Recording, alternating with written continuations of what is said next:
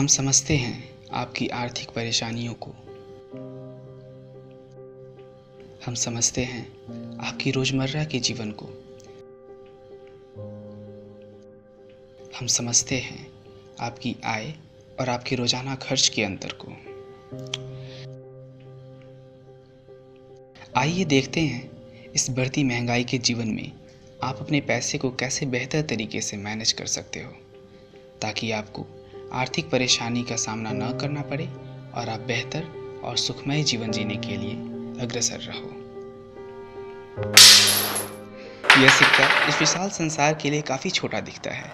इस सिक्के के इस्तेमाल से ही हम वस्तुओं का उपयोग रोज़मर्रा के जीवन में करते हैं। ऐसे कुछ उपाय हैं जिससे आप बेहतर तरीके से खर्च कर सकते हो। और ज़रा सोचिए, आपको कितना लाभ होगा अगर आप सोच समझकर खर्च करें तो। लेकिन क्या यदि अगर वह चोरी हो जाए? ऐसे समय में बैंक आपकी समस्याओं का समाधान करेगा।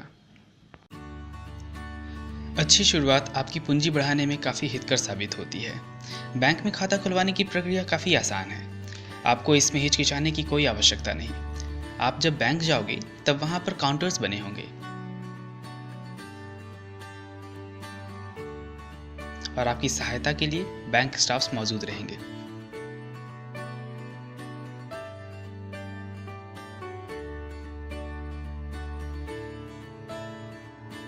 बैंक में खाता खुलवाने के लिए आपके पास कोई एक पहचान पत्र होना अनिवार्य है, जैसे Aadhaar card, PAN card, driving licence, passport, NREGA card या वोटर आईडी कार्ड। फिर आपको वहां से एक एप्लीकेशन फॉर्म मिलेगा जहां आप अपनी पर्सनल डिटेल्स भरकर काउंटर में जमा करेंगे।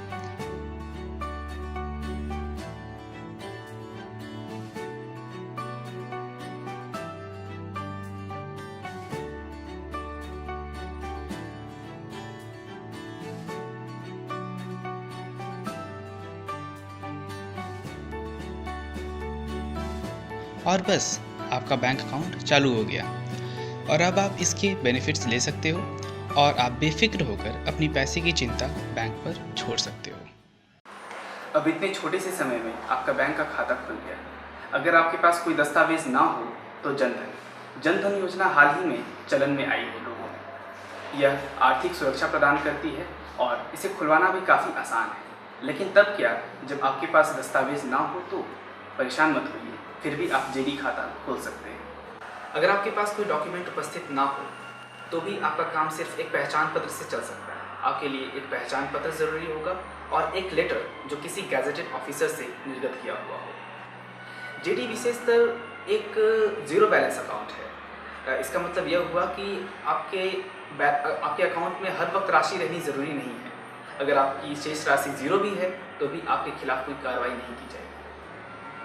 अगर आपके पास डेबिट कार्ड है तो आप एटीएम भी चालू कर सकते हो। इसके अलावा भी जेडी के कई अन्य सुविधाएं हैं। इसके तहत 1 लाख रुपए तत्कालीन बीमा के रूप में निहित की गई है। अगर आपका जेडी खाता एक 6 महीने से ज़्यादा तक सक्रिय है तो आपको 5,000 रुपये ओवरड्राफ्ट या क्रेडिट के रूप में आपको मिलेगा। जेडी बल्कि सारी प्रधानमंत्री योजनाओं से हमें जोड़ती है, जैसे सुरक्षा बीमा योजना, जीवन ज्योति बीमा योजना या अटल पेंशन योजना। SBY यानी कि सुरक्षा बीमा योजना एक बीमा योजना है जिससे हम 12 रुपये वार्षिक किस्त से शुरू कर सकते हैं और यह आपको 2 लाख रुपए की बेनिफिट भी प्रदान करता है अगर आप किसी भी तरीके से दुर्घटनाग्रस्त हो जाते हो तो। यह 18 वर्ष से 70 वर्ष तक की एज ग्रुप के लिए वैध है और अगर दुर्घटना में आपकी मौत हो जाती है या आप पूर्ण रूप से असमर्थ हो जाते हो तो आपको 2 लाख रुपये प्रदान की जाएगी और अगर आप आंशिक रूप से असमर्थ हो जाते हो तो आपको 1 लाख रुपये प्रदान की जाएगी। जीवन ज्योति बीमा योजना इससे मिलती जुलती योजना है। 330 रुपये सालाना किस्त के साथ आप इसे शुरू कर सकते हो। यह 18 वर्ष से लेकर के 50 वर्ष तक के लिए मान्य है और 55 वर्ष तक के लिए वैध है। इस योजना के तहत आपकी अगर मृत्यु प्राकृतिक कारणों से होती है तो ही यह आपको 2 लाख रुपये प्रदान करेगी। अटल पेंशन योजना पेंशन की ही एक योजना है। आपके पेंशन के अनुसार यह एक निश्चित राशि किस्त के रूप में लेती है, मंथली या क्वार्टरली, और आपको आपके 60 वर्ष पूरे हो जाने के बाद यह राशि आपको लौटाई जाएगी। यह पॉलिसी वही ले सकता है जो 18 वर्ष से 40 वर्ष के बीच की आयु का हो। खाता खुलवाने के अलग अलग फायदे। पहला सेविंग्स। सेविंग बैंक अकाउंट का ही एक बेनिफिट है। बैंक के पास खाते होते हैं जैसे रिकरिंग पोस्ट और फिक्स्ड डिपॉजिट जो सेविंग्स के लिए उपयोगी होते हैं। रिकरिंग डिपॉजिट के इंटरेस्ट रेट्स काफ़ी हाई होते हैं और आपको बस कुछ राशि हर महीने जमा करनी होती है और ये ज़रूरी नहीं कि राशि ज़्यादा अमाउंट में हो। इस तरीके से पैसे केवल घर में रखने से बेहतर है कि इसे बैंक में जमा करें और अपनी राशि को बढ़ने दें। बैंक अकाउंट के दूसरे फायदे हैं लोन्स। बैंक अकाउंट आपको लोन देने में मदद करती है। 4 मुख्य तरीके के लोन होते हैं जैसे education loan, auto loans, business loans या मॉर्गेजेस। स्टूडेंट लोन्स बच्चों की पढ़ाई में मदद करते हैं। उसका भुगतान कम ब्याज दरों के साथ आसानी से किया जा सकता है।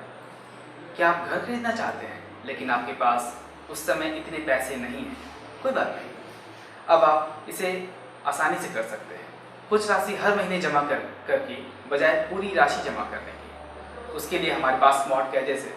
इसमें आपको कम इंटरेस्ट पर मंथली डिपॉजिट करना होगा जिससे आप घर खरीद सकते हैं। तब क्या, जब आपका व्यापार नुकसान से गुजर रहा हो, उसकी चिंता भी नहीं है। उसके लिए हमारे पास बिजनेस लोन्स हैं। यह एक विशेष लोन है जिसे हम मुद्रा लोन कहते हैं। आप इसका बेनिफिट ले सकते हैं। यह छोटे बिजनेस के लिए 10 लाख तक को लोन देती है। यह लोन आपको हाथों हाथ कभी भी मिल सकता है, इसलिए इस बात का ध्यान रखें।